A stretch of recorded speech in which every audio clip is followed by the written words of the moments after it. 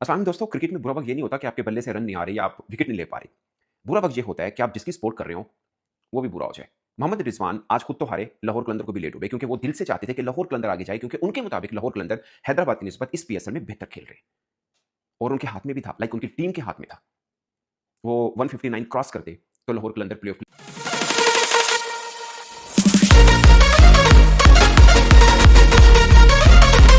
तो उन्होंने बोला कि यार डिजर्व तो लाहौर कलंदर करता है, हैदराबाद नहीं करता। मगर हैदराबाद ने बोला भाई साहब हम ही करते हैं। ये वो टीम है जो लगातार पहले 4 मैच हारी है, जिसके बारे में मैं खुद एतराफ़ करता हूँ। मेरा मानना था कि शायद ये कोई एक मैच भी नहीं जीत पाएगी। मगर मैक्सवेल के आने से, अगरचे मैक्सवेल इससे पहले बहुत अच्छा नहीं खेल रहे थे, मगर आज ऑलमोस्ट 6 ओवर के अंदर उन्होंने जो धुलाई की है, जो मार कुटाई की है उन्होंने, शानदार ही, मतलब मैक्सवेल का सही कलर नज़र आया एक्चुअली में आज के दिन। उनका टीम का बैलेंस थोड़ा बेहतर हो गया। इससे पहले कभी साद अली खेल रहे थे, कभी हमाद हसन खेलते थे, कॉम्बिनेशन बहुत खराब था। अब थोड़ा बेहतर कॉम्बिनेशन ज़रूर हो गया, फिर क्लिक कर गया। अब हुनैन शाह देखिए, 2 मैन ऑफ द मैच हो चुके हैं उनके इस पीएसएल के अंदर। सो थोड़ा कॉम्बिनेशन बेहतर हो। अभी भी उनकी काफ़ी चीज़ें हैं वो क्लिक होने वाली हैं, लाइक मां सदाकत और साइम अयूब, ये वाली चीज़ें सब अच्छे से क्लिक हो जाएँ तो डिफरेंट उनका फ्लेवर बन सकता है। बट ऑफ कोर्स क्वालीफाई कर चुके हैं, मेहनत की है। पहले 4 मैच हारने के बाद कोई नहीं सोच सकता था, मतलब मैं तो ये सोच रहा था 1 मैच भी नहीं जीतेंगे, और जैसे उनकी टीम की हालत थी, मैं गलत भी नहीं था। अब कॉम्बिनेशन इन्होंने थोड़ा-सा बेहतर किया है और सिचुएशन थोड़ी-सी बेहतर हुई है। अब अगर ओवरऑल आप उनका देखें, कुशाल प्रारा बहुत अच्छे खेले हैं, 37 बॉल के ऊपर 70 रन्स किए हैं मैक्सवेल ने। और मोहम्मद आमिर जो रावलपिंडी की, मतलब इस पीएसएल में कोई आम फैन अगर देखना चाह रहा था तो मोहम्मद आमिर और नसीम शाह, इन दोनों की जोड़ी को देखना चाह रहा था, क्योंकि एक इंटरेस्टिंग जोड़ी बनी थी कि बहुत खास करेंगे। नसीम शाह जो मैच खेले वो अच्छा नहीं खेले, बाद में इंजर्ड हो गए। मोहम्मद आमिर जो खेले कुछ ज़्यादा इंप्रेसिव नहीं हुए, एक आधे मैच के अलावा कुछ ज़्यादा इंप्रेसिव नहीं थे, और आज उनको उनकी टी20 करियर का वर्स्ट मैच कह सकते हैं। एक और चीज़ मैं इसमें बोलना चाहूँगा, वो है उनकी बैटिंग से रिलेटेड, शायद आप लोगों ने नोट ना किया हो, वो जो मैक्सवेल को उन्होंने शॉट मारा, मुझे लगता है इतने सीनियर मोहम्मद आमिर से मैं एक्सपेक्ट नहीं करता। ऑल्दो मतलब मैच वो जीत नहीं सकते थे, बट जिसे बोलते हैं ना कि आप अगर मतलब सही मानों में क्रिकेट वहाँ से खेल रहे हैं या आपके मैच के ऊपर किसी और की किस्मत भी रखी हुई है, तो आपको फिर टोटली उस तरह से खेलें। वो मारने गए हैं, उनको स्वीप मारने गए हैं, मैक्सवेल को बोल्ड हो गए। मतलब सामने आपके उस्मान ख्वाजा खड़ा है, विकेट मत दें। आप खड़े हैं, आउट आउट ना हो तो उस्मान ख्वाजा कम से कम 158 तो क्रॉस करा ही देगा। वो तो खैर नॉट आउट रहे और बाकी किसी के साथ कुछ हो नहीं पाया। So end of Rawalpindi, end of Lahore के अंदर। अब लाहौर के अंदर मैच होगा और फिर शायकीन को बैठने की इजाज़त भी है, लाइक देखने की इजाज़त है ग्राउंड के अंदर आके। लाहौर की टीम नहीं होगी तो मज़ा नहीं आएगा। बट एक फैक्ट है, ये जो फैमिली बनाते हैं ना टीमों के अंदर, वो फिर ऐसे ही होता है। मोहम्मद रिजवान ने कहा कि शायद डिज़र्व करता है कि लाहौर के अंदर आगे जाना चाहिए। मुझे लगता है अगर आप फैमिली बना के चलते हैं और कॉम्प्रोमाइज़ करते हैं तो फिर दूसरी टीम डिज़र्व करती है। हैदराबाद जहाँ जैसे गिरी हुई थी, अपने बाजुओं के बलबूते उठी है, तो वो हक रखती है कि वो आगे जाए। अभी भी नो वन नोज़ कि 3 मैच जीतने और you might be the winner of first audition, मतलब उनके लिए पहला ऑडिशन बन जाएगा। खैर बहुत टफ है, क्योंकि पेशावर ज़ल्मी अच्छा खेल रही है, इस्लामाबाद यूनाइटेड की एक बेहतर फॉर्म लगी हुई है। हैदराबाद में भी गिर के उठी है, जब टीम गिर के उठती है उसका एक डिफरेंट फ्लेवर ज़रूर होता है। तो कांग्रेचुलेशन टू हैदराबाद फैन्स, और उनके ओनर ने कहा था कि हम कुछ करके दिखाएँगे, एटलीस्ट फर्स्ट में ही प्लेऑफ में वो ज़रूर पहुँचे। एक और खास बात मैं मोहम्मद रिजवान का ज़िक्र कर रहा था। इस पीएसएल में 3 टीमें ऐसी हैं, इस पीएसएल में 3 टीमें ऐसी हैं जो सिर्फ़ 1 मैच जीती है, दोनों हारी हैं।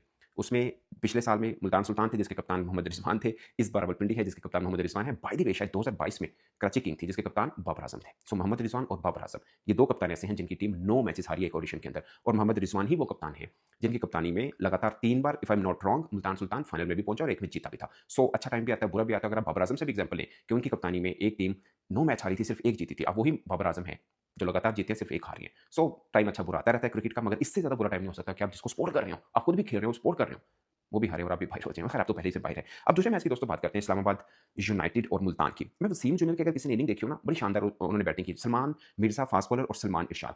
अब यकीन मानिए सलमान इरशाद थोड़े से, मेरी ज़ाती राय है कि वो नॉन सीरियस है। अदरवाइज़ उस बंदे में पूरी पूरी वो चीज़ें थी कि वो पाकिस्तान खेल सकते थे।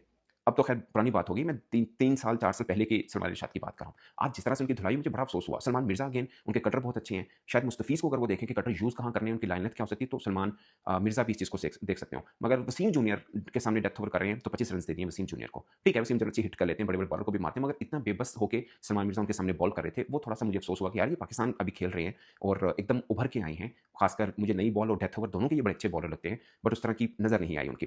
नंबर 2 वसीम जूनियर का अगर आपने नोट किया, फैसल करम ने अच्छी बॉल डाला, उन्होंने विकेट लिया और उसके बाद चैपमैन आए। चैपमैन को भी उन्होंने ऑलमोस्ट अंडर 10 रन्स के ऊपर कैच दे दिया था। वसीम जूनियर ने कैच ड्रॉप कर दिया। उसके बाद फिर चैपमैन ने नहीं छोड़ा, बल्कि वसीम जूनियर के ही 1 ओवर में 2 छक्के भी मारे थे उन्होंने।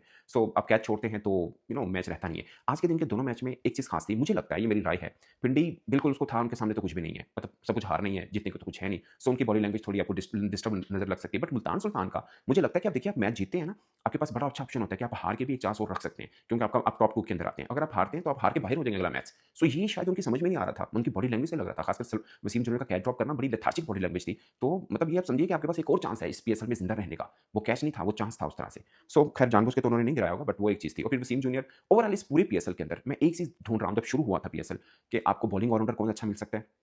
एक अच्छा डेप्थ ओवर बॉलर कौन सा मिल सकता है? दोनों ही नहीं मिले हैं। ट्रस्ट मी, अभी तक मेरी नज़र में जिसको हम ढूँढ सकें कि हाँ, ये डेप्थ ओवर का स्पेशली बिल्कुल काल पड़ा हुआ है।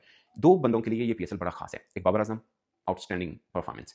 दूसरा शादाब खान। अगर आपने नोट किया हो, ना नोट किया हो, आई डोंट नो, मगर शादाब खान 14 विकेट्स हैं उनकी, 6.46 की इकॉनमी है, 145 रन्स किए हैं, 8 में से 6 मैचेस में उनकी पारी आई है, ठीक है? एवरेज उनकी 48 की है, स्ट्राइक रेट 159 का है। लास्ट टाइम भी पीएसएल तगड़ा खेले थे, इसलिए टीम में आए थे, इस बार भी पीएसएल तगड़ा खेले हैं। अब प्रॉब्लम ये है कि यहाँ पे अच्छा खेलते हैं, बट इंटरनेशनल में आके थोड़ा-सा नहीं, ठीक-ठाक किस्म का इश्यू रहता है, मगर फिल वक़्त तो ये मतलब अच्छी फॉर्म के अंदर लगे हुए हैं, कप्तानी भी ठीक करें। इस्लामा यूनाइटेड के बारे में मैं हमेशा बात करता हूँ, अब पहले से लेकर अब तक, क्योंकि इनके पीछे माइंड एक ही है, वो रेहान साहब हैं, इनसे पहले हसन साहब थे, तो उनके पीछे माइंड मेंटालिटी ये है, जो पाकिस्तान टीम की है कि आपने 9 तक बैटिंग लाज़मी लेके जानी है, एटलीस्ट 8 तक। बट इनकी उठा के देखें, सलमान शायद थोड़ी बहुत हिटिंग कर लेता है, बट आप समझिए कि वो बैटिंग नहीं करता, या सलमान मिर्ज़ा थोड़ी हिटिंग कर लेता है, बट समझ लें वो नहीं करता। सलमान मिर्ज़ा, सलमान इरशाद के अलावा बाकी सब, Cameron Green, Imad Wasim, Shadab Khan, Faheem Ashraf, allrounder से जुड़ी हुई टीम है और 9 तक बैटिंग लेके जाते हैं। मुझे लगता है कि लीग क्रिकेट में ये फ़ॉर्मूला बुरा नहीं है। लीग क्रिकेट में क्योंकि आपको 2 तो चेपू बॉलर मिल ही जाते हैं।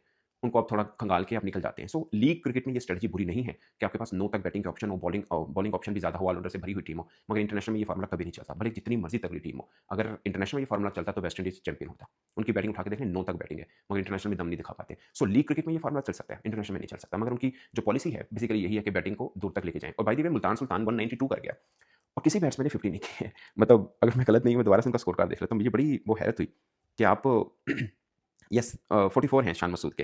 नीचे से वसीम जूनियर ने अच्छा बैटिंग किया और फातमा मिनहास का भी मैं ज़िक्र करूँगा। उन्होंने भी 19 बॉलों पे 31 रन किए थे, 3 छक्के, 163 के स्ट्राइक रेट के साथ। अगरचे इनके भाई नहीं आज रन कर पाए। वालिद साहब इनके खड़े थे, फोटोग्राफर हैं प्रोफेशनल, और दोनों की वो तस्वीरें भी बना रहे थे। तो इनके लिए बड़ा, उनके वालिद के लिए बड़ा, यू नो